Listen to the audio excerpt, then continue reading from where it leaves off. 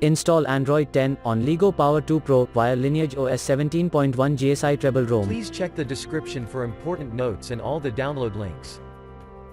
First download ROM and GApps packages, then transfer the downloaded files to the phone storage. Link is in the description below. Step 2. Boot your device into TWRP recovery.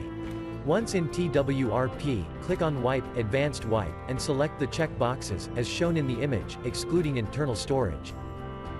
Step 4. Swipe the button to wipe the device. Step 5. Go back to the recovery main screen, and tap on the Install button. Step 6. Navigate to the storage, and select the ROM ZIP file. Step 7. Finally, swipe the button on the screen, to install ROM file. Step 8. Flash the GApps zip package, in the same manner.